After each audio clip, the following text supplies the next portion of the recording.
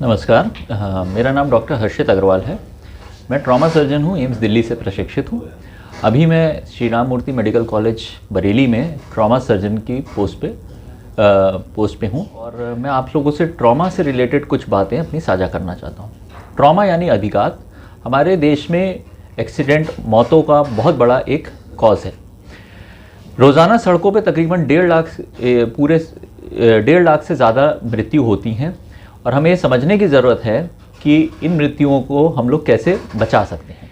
हम लोग golden hour के प्रिंसिपल पे काम कर रहे हैं। गोल्डन आवर यानी कि चोट लगने के बाद पहला 1 घंटा, वो बहुत ही इम्पॉर्टेंट घंटा माना जाता है और ये माना जाता है कि अगर उस समय मरीज़ को सही ट्रीटमेंट या इलाज मिल जाए तो उसके बचने की संभावना काफ़ी हद तक बढ़ जाती है।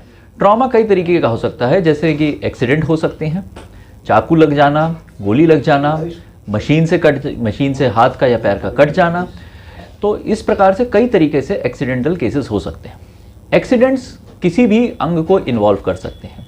ये सबसे कमाल की बात या अचरज की बात हम कहें तो जो एक्सीडेंट केसेस हैं, ये ज़रूरी नहीं कि सिर्फ एक अंग को ही तक ही सीमित रहें।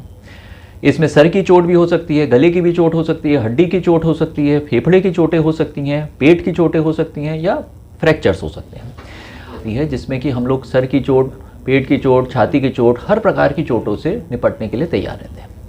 साथ ही साथ एक अच्छा ट्रॉमा सेंटर में हम लोग को ये भी चीज़ देखनी रहती है कि ब्लड बैंक का बैकअप हमारे पास हमेशा रहे और हमेशा ऑपरेशन थिएटर रेडी रहे, जिससे कि अगर मरीज़ को ब्लड की ज़रूरत है उसी समय तो हम लोग प्रोवाइड करवा पाते हैं। हमारी सारी तरीके की इमेजिंग यानी कि सारी जाँचें वगैरह वहीं पर हमारे पास सब अवेलेबल हैं। एक्सीडेंटल केसेस में हमें ये ध्यान रखने की ज़रूरत एक और है कि जल्द से जल्द अगर वो सही केस में सही अस्पताल में सही जगह पहुंच जाए तो उसके बचने की संभावना बहुत बढ़ जाती है। थोरेसिक सर्जरी यूनिट भी चला रहे हैं। थोरेसिक सर्जरी यूनिट में फेफड़े में अगर पस पड़ जा रहा है या फेफड़े में टीबी के बाद में पूरा फेफड़ा खुल नहीं रहा है या फंगस का इन्फेक्शन हो जा रहा है, तो इन सब केसेस को भी हम लोग डील कर रहे हैं। तो मैं आप लोगों से इसी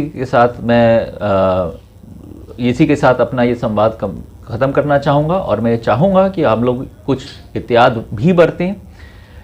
बरतें, जिसमें कि हम लोग हेलमेट लगा के हमेशा अपना बाइक चलाएं तो हेलमेट लगाएं और जब हम गाड़ी चलाएं तो हम लोग सीट बेल्ट ज़रूर बांध के चलाएं। और साथ ही साथ हम ये भी ध्यान रखें कि जैसे कि कहीं किसी को कुछ चोट लग जाए, जैसे कि चाकू लग जाए, तो उस चाकू वगैरह को हम लोग उसी समय ना निकालें, उसको हॉस्पिटल लेकर जाएं और वहीं पर जाके उसको निकलवाएं।